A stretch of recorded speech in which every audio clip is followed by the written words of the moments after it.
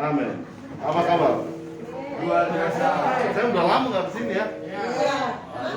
Kapan? Setahun ya? Nah, 2021, 2022. Terakhir kita di itu ya? Apa? Natal ya? Iya. Waduh, saya rindu banget tempat ini. Menyenangkan. Amin. Oke, hari ini kita belajar tentang fokus. Kita dalam hidup kita harus punya yang namanya fokus. Kalau ibarat seorang pemanah, ketika dia pegang anak panahnya, kemudian dia harus tuju yang namanya sasaran. Waktu dia mau tembak buah apel, ketika dia nggak fokus, apa yang terjadi? Dia bisa tembak yang lain, bisa berakibat yang fatal.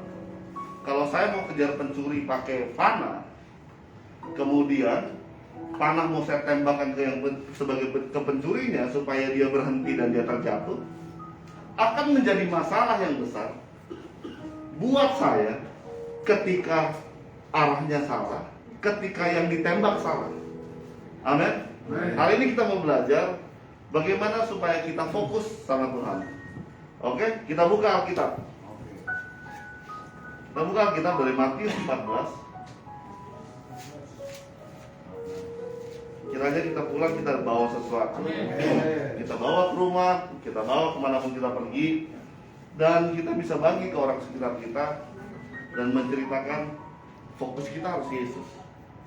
Oke, Matius 14 ayat 22 sampai 33. Yang sudah dapat katakan amin. Amin. Saya baca ayat yang genap, saudara sekalian baca ayat yang ganjil. Oke, siap ya? Kita mulai. Yesus berjalan di atas air. Sesudah itu, Yesus segera memerintahkan murid-muridnya naik ke perahu dan mendahulinya ke seberang. Sementara itu, ia menyuruh orang banyak pulang. Dan setelah waktu Yesus pulang, Yesus naik ke atas bukit untuk berpuasa sendiri. Ketika hari setengah malam, dia sendiri ada di situ. Perahu murid-muridnya sudah beberapa mil jauhnya dari pantai dan diombang-ambingkan gelombang karena angin sakal. Kira-kira apakah Yesus kepada mereka dalam keadaan air? Ketika murid-muridnya melihat dia berjalan di atas air, mereka terkejut dan berseru, "Itu hantu!" Lalu berteriak-teriak karena takut. Tetapi setelah Yesus berkata kepada mereka, ini takut. Lalu Petrus berseru dan menjawab dia, "Tuhan, apabila engkau itu, suruhlah aku datang kepadamu berjalan di atas air." Yesus berkata, Petrus turun dari perahu dan berjalan di atas air kepada Yesus. Ayat yang 30, tetapi ketika dirasanya tiupan angin, takutlah ia dan mulai tenggelam lalu berteriak, "Tuhan, tolonglah aku."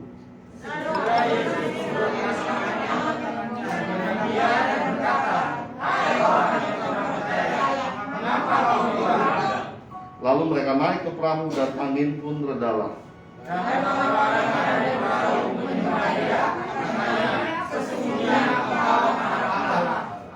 Oke, ayat firman ini begitu luar biasa.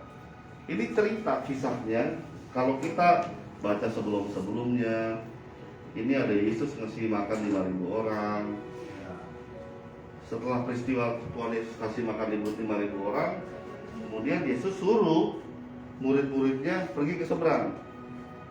Mereka mau ke Genesaret. Nah, hari ini kita akan belajar tentang yang namanya fokus di dalam Tuhan. Yang pertama yang saya dapat, kita cepat ya, karena kebaktian berikutnya ada ya? Oke. Yang pertama yang harus kita lakukan ketika kita mau fokus sama Tuhan, kita belajar dari Tuhan tentang berdoa dan merenungkan firman Tuhan. HP.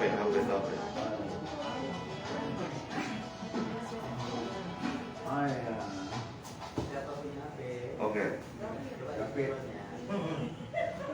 Kita baca di ayat yang 23. Dan setelah orang banyak itu disuruhnya pulang, Yesus naik ke atas bukit dan berdoa seorang diri. Ketika hari sudah malam, ia sendirian di situ. Kalau kita mau fokus sama Tuhan, kita belajar dari Yesus. Kita ngerenungin firman Tuhan nggak setiap hari? Di cerita saya setiap hari saya selalu bilang tentang merenungkan firman Tuhan. Kenapa? Karena itu yang paling penting. Gak ada yang paling penting selain kita merenungkan firman Tuhan siang dan malam sehingga kita menjadi pelaku firman Tuhan. Kalau kita sibuk sama pekerjaan kita, jadikan Tuhan yang pertama buat hidup kita. Amin. Karena tanpa Tuhan kita nggak bisa ngapa-ngapain. Yeremia 29 ayat 11 bilang rancangan Tuhan damai sejahtera. Bagaimana kita bisa dapat rancangan Tuhan yang damai sejahtera kalau kita tidak merenungkan firman Tuhan? Itu kenapa Yesus melakukan itu. Dia pergi berdoa. Apakah di ceritanya di perahu murid-muridnya berdoa dan dengar-dengaran tentang Tuhan? Enggak. Seperti biasa di pasar yang lain, mereka bahkan tertidur. Jadi Yesus cuma jadi simbol buat mereka. Kalau ada Yesus, mereka ngelakuin apa yang Tuhan mau. Kalau nggak ada Yesus, dia jadi pribadi yang sama. Kayak kita mungkin kalau kita ke gereja, kita mungkin jadi pribadi yang paling luar biasa di depan pagani, paling bagus. Tapi ketika kita keluar dari gereja, kita pribadi yang sama. Tapi yang Tuhan mau ajar dalam hidup kita, kita jadi garam dan jadi terang. Apa yang kita butuh? Kita butuh firman Tuhan, kita butuh Tuhan. Tapi apa yang selalu kita lakukan ketika kita punya masalah, kita datang pertama sama Tuhan. Tapi waktu kita bersuka cita, kita senang-senang, kita nggak pernah kasih hidup kita sama Tuhan. Bagaimana kita bisa melakukan? Saya yakin di sini banyak bapak-bapak punya pekerjaan, tanggung jawab. Mungkin ya, apapun pekerjaannya, lakukan yang terbaik buat Tuhan. Karena di sana kita akan mendatangkan damai sejahtera dimanapun kita berada. Buat teman-teman yang ada di kantor jadilah garam di sana. Kerjakan yang jadi kewajiban kita. Kenapa? Karena kita belajar dari Yesus. Kita nggak belajar dari yang lain. Yesus sendiri yang ngajarin. Berdoa. Udah kalian pergi aja duluan. Gue mau doa. Muridnya ada bilang, gue mau ikutan. Nggak ada. Pemahamannya cuma sampai ke titik apa kata Tuhan. Tapi tidak ada tindakan ingin memberikan hidupnya buat Tuhan. Kalau murid yang luar biasa, dia akan bilang, Tuhan, gua mau ikut berdoa sama Engkau, Tuhan. Nggak ada. Oke, kita ikutin apa kata Tuhan. Tapi saya terlalu yakin, di titik itu yang Tuhan tunggu dari anak-anak muridnya. Tuhan menunggu bahwa dia menunjukkan kebiasaan yang luar biasa. Setiap hari, kalau dibuka sebelum Matius 14, kisahnya luar biasa. Kisah tentang mukjizat. Kisah tentang Yesus ngasih makan 5.000 orang. Kisah tentang Yesus menyembuhkan yang lumpuh, yang buta melihat. Bicara tentang mukjizat, setiap hari mereka mukjizat. Tapi apakah mereka menjadi Yesus adalah kerinduan hidup mereka? Tidak. Gaya hidupnya tetap sama. Tidak menjadi pribadi yang habis-habisan buat Tuhan. Tapi setiap hari Yesus tidak pernah menyerah. Dan dia tunjukkan dari apa yang bisa diperbuat. Itu yang luar biasa. Kita belajar merenungkan firman Tuhan, bukan belajar dari orang lain, tapi dari Yesus sendiri. Kalau kita mau diberkati Tuhan, datang sama Tuhan. Kalau jangan datang sama manusia, tapi Tuhan akan kirimkan tangan-tangan yang akan berkati kita semua. Amin. Ini waktunya kita tunjukkan bahwa Yesus nomor 1 di hidup kita. Amin. Yang kedua, agak banyak soalnya, mengenal Tuhan. Ketika kita fokus kepada Tuhan, yang kedua kita akan mengenal Tuhan. Kita buka ayatnya. Kita mulai dari ayat ke-26. Ketika murid-muridnya melihat dia berjalan di atas air, mereka terkejut dan berseru, itu hantu. Lalu berteriak-teriak karena takut. Mereka nggak kenal siapa Yesus. Setiap hari ada terjadi mukjizat, Pak. Mukjizat. Saya kalau punya bos di kantor, ini bos gue sukanya apa ya? Saya bakal tanya supirnya, ini suka makannya apa sih? Rendang, oke. Berarti suatu hari nanti ketika saya bikin acara, saya siapin rendang dong. Ketika besok dia sukanya apa, dia suka parfumnya pakai parfum apa? Pingin tiap hari, pingin tahu. Karena dia teladan saya, dia pemimpin saya. Tapi apa terjadi murid-muridnya? Setiap hari mukjizat, Pak. Tapi mereka nggak kenal Yesus. Mereka fokus ke yang namanya mukjizat sama Tuhan. Mukjizat bicara soal begini.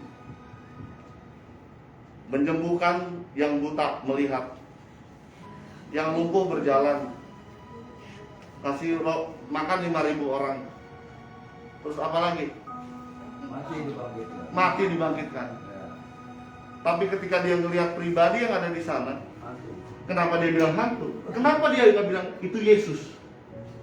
Karena pikiran mereka terbatas terhadap mukjizat. Mukjizat kadang-kadang membuat kita terpaku tentang hidup yang sekedar. Oke, Alkitab pernah bilang yang lumpuh berjalan. Saya percaya berjalan. Tapi ketika kita mulai berdoa, uang sekolah anak nggak bisa dibayar, ya kita nggak ada ditulis begitu. Ya. Waktu kita bilang kontrakan nggak bisa dibayar, kita takut berdoa karena gimana caranya. Alkitab nggak pernah kasih contoh. Tapi Yesus lebih dari itu. Sehingga ketika kita bicara tentang yang tidak mungkin, saya mau kasih tahu mungkin karena Yesus. Jadi jangan lihat katalognya dulu. Oke, yang ini bisa, yang ini nggak bisa, yang ini bisa. Kalau kita fokusnya sama Tuhan, semua bisa. Amin. Karena ini Tuhan. Amin. Jangan pernah turunkan derajat Tuhan yang maha agung menjadi sahabat. Sorry to say, kita buka Matius 14. Yohanes 14.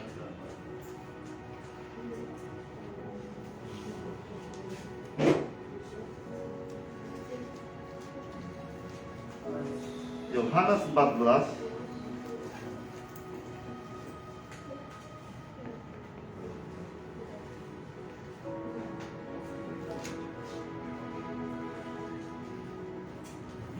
Sahabat ayat berapa sih?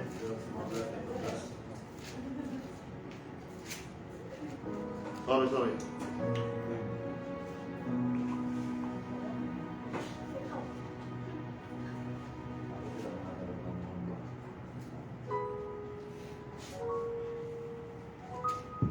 Oke.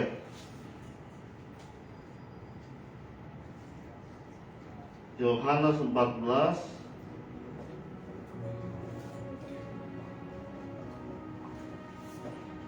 Sorry, Yohanes 15. Aduh, sorry banget. Yohanes 15 ayat ke-13.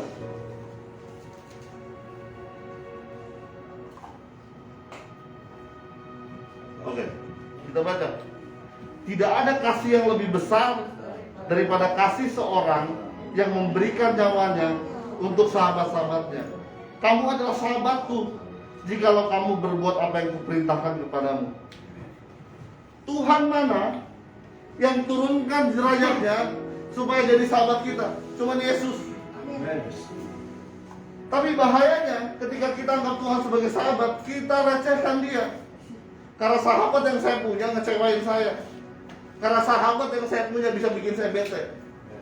Tapi sahabat yang firman ini bicara tentang Yesus yang Tuhan dan Raja mau merendahkan hatinya supaya dia bisa jadi sahabat kita.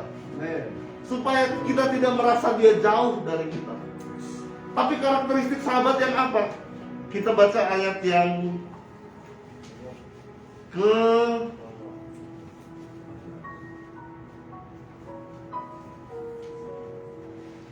Saya ulang dari ayat 13. Tidak ada kasih yang lebih besar daripada kasih seorang memberikan nyawanya untuk sahabat-sahabatnya. Kamu adalah sahabatku jikalau kamu berbuat apa yang kuperintahkan kepadamu. Aku tidak menyebut kamu lagi hamba, sebab hamba tidak tahu apa yang diperbuat oleh tuannya. Tetapi aku menyebut kamu sahabat. Aku telah memberitahukan kepada kamu segala sesuatu yang telah kudengar dari Bapakku. Ayat ke-14 saya ulang. kamu adalah sahabatku kalau kamu berbuat apa yang kuperintahkan kepadamu. Yesus mau jadi sahabat kita. Tapi kita jangan pernah kurangkan nilainya bahwa dia adalah Tuhan. Sehingga tidak ada yang mustahil untuk dia kerjakan. Sehingga apa yang mustahil yang dalam pikiran kita tidak mustahil buat Tuhan. Jangan kata sahabat membuat kita menjadi Yesus menjadi kecil, tapi nilainya tetap besar dan tak terbatas. Jangan fokus sama mukjizat, Pak. Karena mukjizat hanya hal kecil yang Tuhan bisa kasih setiap hari. Mukjizat harus membawa kita, Yesus adalah Tuhan. Pak, tapi saya sakit, Pak. Saya belum sembuh. Fokus sama Yesusnya. Saya masalah, Pak, sama keluarga saya masalah sama istri saya. Fokus sama Yesusnya. Bukan tunggu mukjizatnya, tapi buat apa yang menyenangkan hati Tuhan. Amin. Karena Yesus lebih besar dari masalah kita. Yesus lebih besar dari segala mukjizat. Itulah kenapa murid-muridnya tidak mengenal Tuhan, karena dia fokusnya sama mukjizatnya. Yang ketiga, memiliki iman yang terus maju. Kita buka ayatnya di Matius tadi.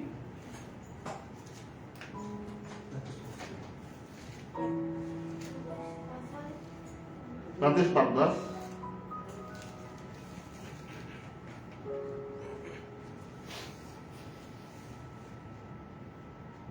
Ayat ke-24.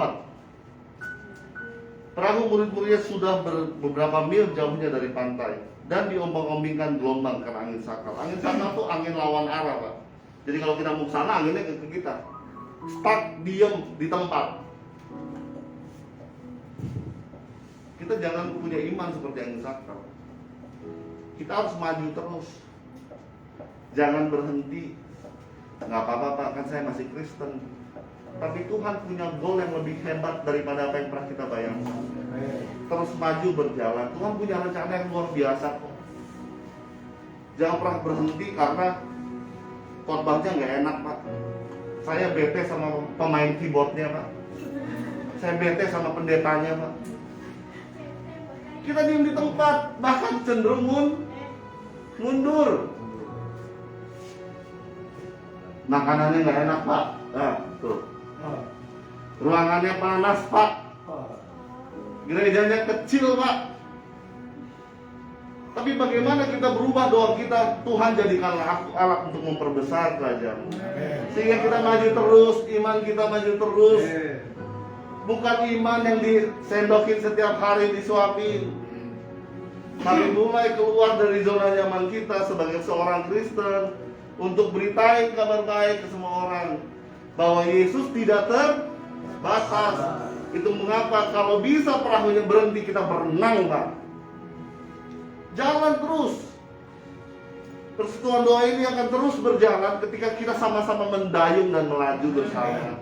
Kita tahu arah dan tujuannya ke seberang. Tapi ketika yang mendayung cuma Pak Gani, bagaimana? Tapi kita harus bantu. Kita harus saling tolong menolong. Itu yang Tuhan mau. Tapi ketika masalah muncul, kita bilang itu hantu, padahal Tuhan mau tolong kita. Tidak mengenal Tuhan. Kenalilah siapa Tuhan kita. Dan Yesus luar biasa. Kalau kita di dalam usaha kita, di dalam bisnis kita, dalam pekerjaan kita, kok gini-gini aja ya, Pak? Kok nggak maju-maju ya?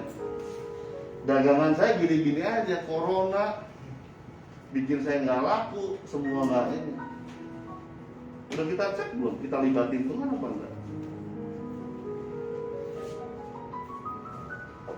Panggil Tuhan, naik perahu tempat kita berlayar, biarlah Dia yang pegang kendali hidup kita.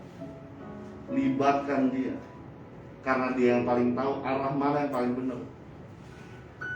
Di Instagram tuh ada kata-kata benar-benar nyelekit ke hati saya. Terserah Tuhan aja. terserah apa rencana Tuhan.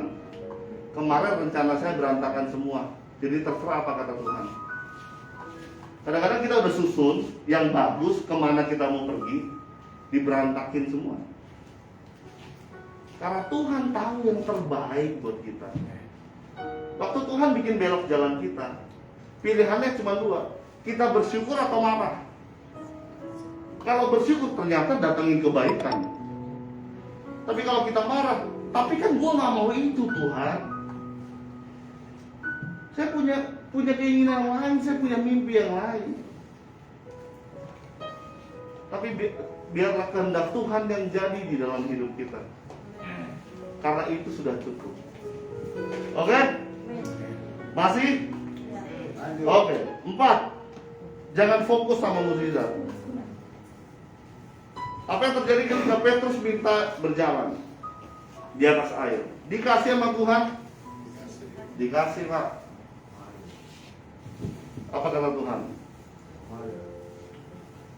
Begini kata Tuhan, datanglah. Maka Petrus turun dari perahu dan berjalan di atas air mendapatkan Yesus. Fokusnya di mana si Petrus? Dia fokus berjalan di atas air.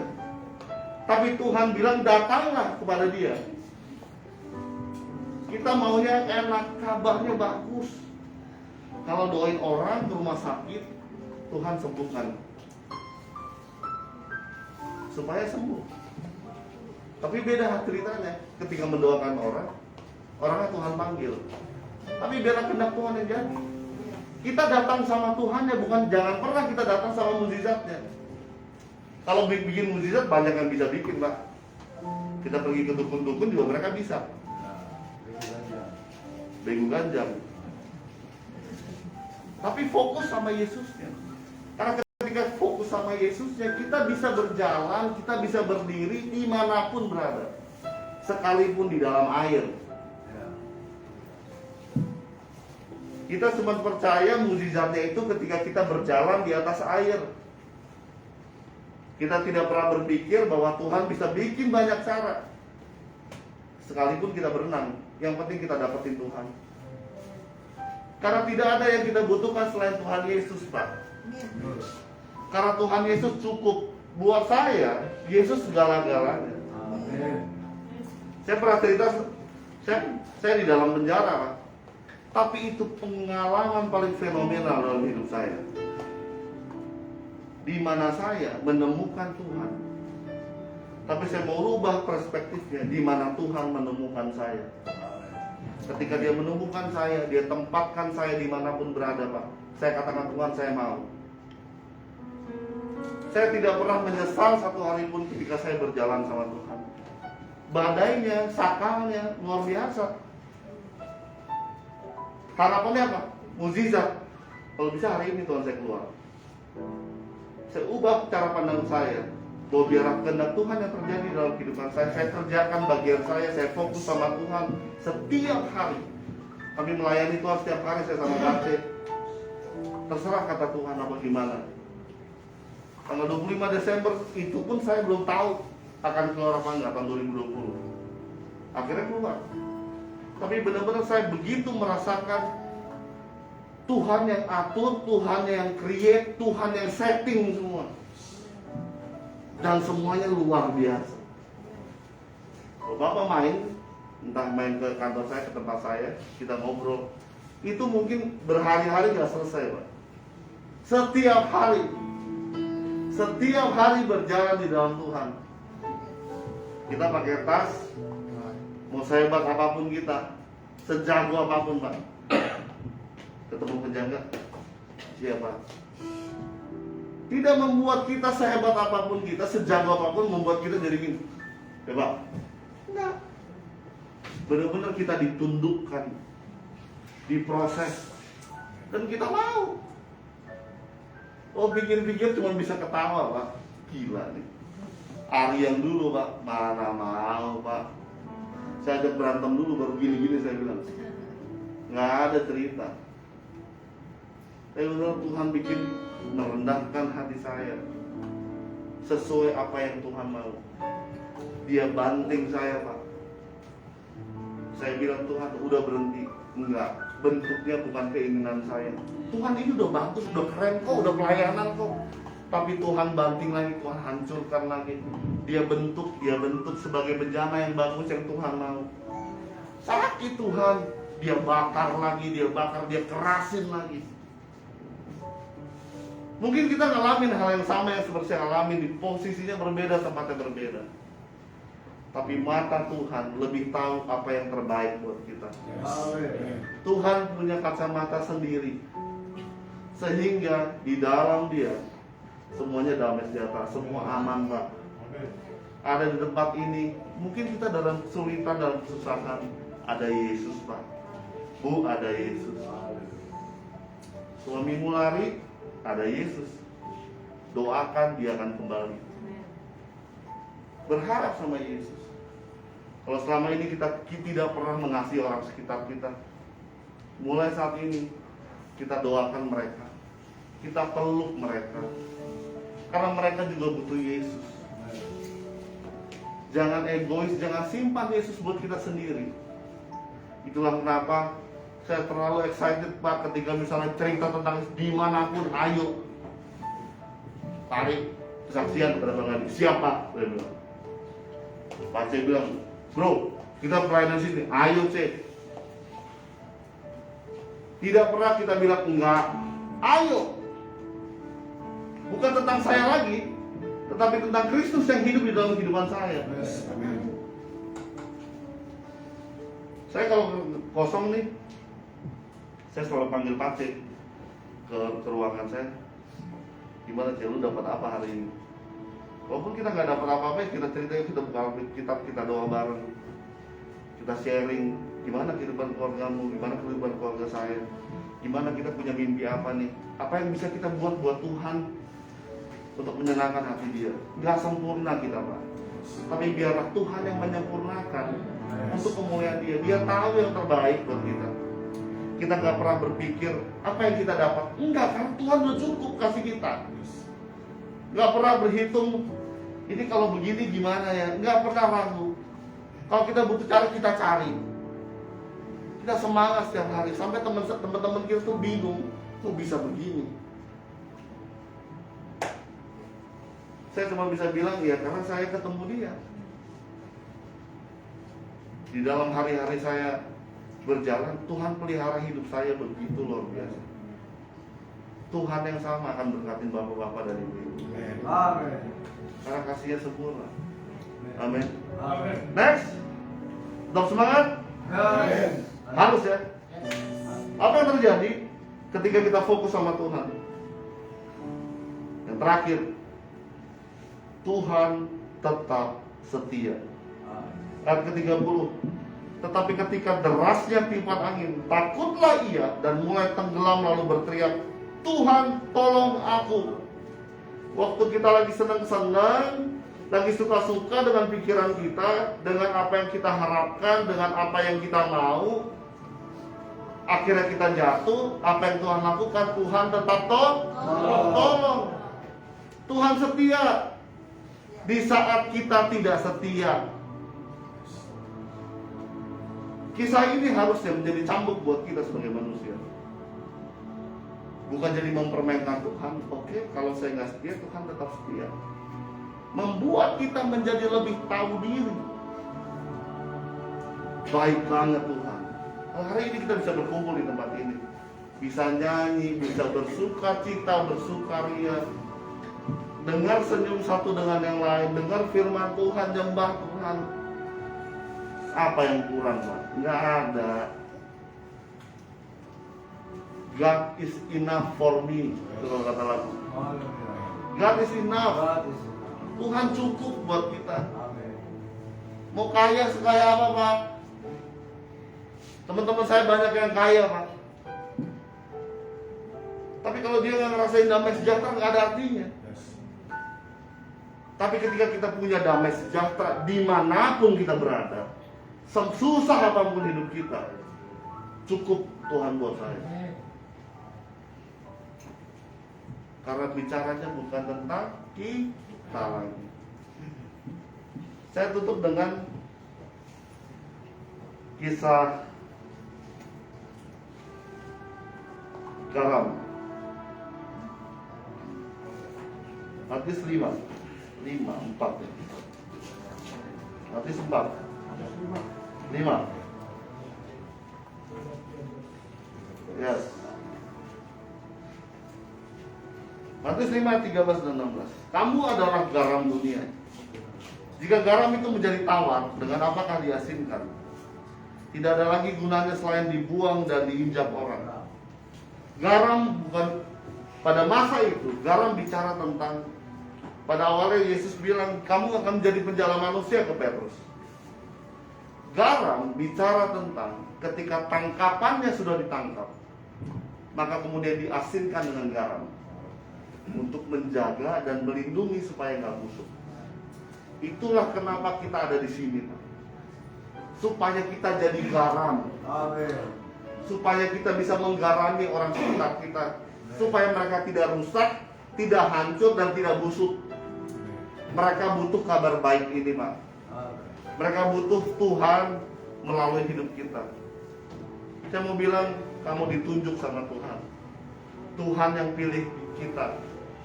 Dia punya sebuah kedaulatan di mana sekecil apapun kita di mata manusia, Tuhan mengangkat kita menjadi besar. Amin. Amin. Jadi jangan pernah takut, jangan pernah ragu. Yesus cukup buat hidup kita. Saya sungguh tidak pernah kebayang sebenarnya melayani Tuhan. Melayani di sini saya nggak pernah kebayang sama sekali. Sebelum saya masuk penjara tuh, saya tuh pernah ngalamin nonton The Sand. Jadi The Sand tuh kayak semacam conference prayer conference di Amerika apa di Brazil pada saat itu. Jadi waktu zaman kita dulu, kalau ada yang ingat tahun 2005 tuh, zaman transformasi Indonesia segala macam, saya tuh selalu ikut conference doa di mana aja, Pak. Mau berdoa di mana aja. Ada kegiatan ini saya datang. Militan masih muda. Semua kegerakan di zaman itu saya ada. Zaman PPRG, zaman GNB, wah semua saya ada. Pada tahun 2019 sampai tahun 2018, saya ngelihat konferensi itu di gereja, nangis saya, Pak. Saya kangen banget sama kehidupan saya pada masa itu. Saya rindu banget. Saya pada akhirnya saya bilang begini, Tuhan, saya mau Tuhan. Saya mau jadi alatmu Tuhan. Tapi gimana Tuhan? Sekarang saya jaksa, saya bilang. Tapi tahu, hari pertama ketika saya ditahan, beberapa bulan kemudian, tidak ada kejadian lain yang saya ingat selain kejadian di titik saya bilang, Tuhan saya mau. Waktu kita bilang mau sama Tuhan, Tuhan langsung mengerjakan buat kita. Tuhan dengan caranya yang ajaib, nggak tahu apa yang kita Tuhan langsung kerjakan. Dan hari ini, ya inilah saya. Begitu saya terkagum. Saya tidak melihat titik lain yang desain itu semua manusia. Itu Tuhan yang desain semua. Ketika kita bilang, Tuhan aku mau jadi alatmu Tuhan. Tuhan aku mau masuk dalam kegerakanmu Tuhan. Di titik itu Tuhan langsung ambil alih hidup kita. Dan perkara besar terjadi dalam hidup kita. Bagaimana dengan kita di tempat ini? Saya yakin ketika kita di surga, kita jadi orang-orang penting di kerajaan surga. Karena kita mengerjakan sesuatu yang besar selama di muka bumi. Manusia boleh anggap kita rendah. Manusia boleh menganggap kita kecil. Tapi di mata Tuhan, kamu sempurna. Amin. Kamu luar biasa. Amin. Bukan karena jam doamu sejam, makanya Tuhan sayang. Bukan karena jam doamu 5 jam, makanya Tuhan sayang. Berapa jam pun jam doamu, kasih Tuhan sama kita sempurna. Karena kita sudah merasakan kasih Tuhan yang sempurna, membuat kita ingin berlama-lama menyembah Dia, Itulah kenapa doa kita menjadi 2 jam, doa kita jadi 5 jam. Kita nggak mau lepas dari kasih Tuhan. Tapi bukan jam doamu yang menentukan kasih Tuhan. Karena kasih Tuhan sudah lebih dahulu kita rasakan. Itulah kenapa dia mau habis-habisan buat kita. Kalau kita pikir-pikir, bintang, langit, lautan, begitu besar karya Tuhan di muka bumi ini aja. Tapi waktu kita berdoa Tuhan, dia bilang apa? Karena fokus Tuhan sama kita. Begitu banyak ciptaan Tuhan, begitu banyak manusia yang Tuhan ciptakan, begitu banyak benua, begitu besarnya dunia ini. Sehingga ketika waktu kita berdoa, Tuhan, fokus Tuhan langsung ke kita. Apa anak? Begitu spesialnya kita di hadapan Tuhan.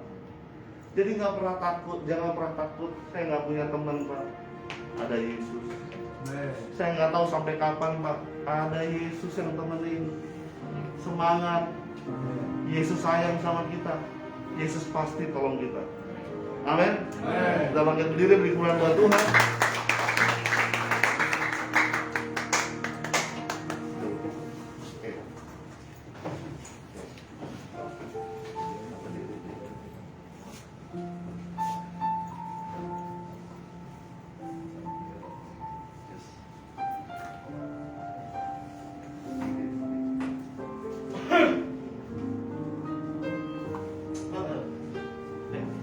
Saya berdoa semoga kita diberkatin. Amin. Berlimpah-limpah.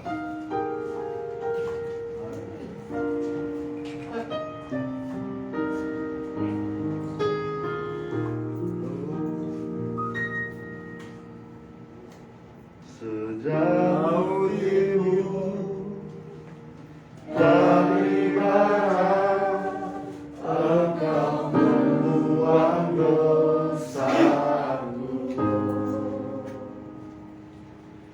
Tiada kau ingat lagi kesalahanku. Jauh ke dalam tubir laut,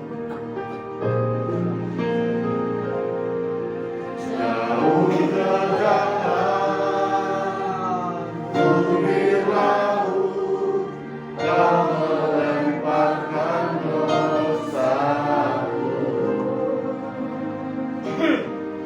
Tiada kau ingat lagi pelanggaranku. Sekali lagi kita renungkan kebaikan Tuhan. Sejauh timur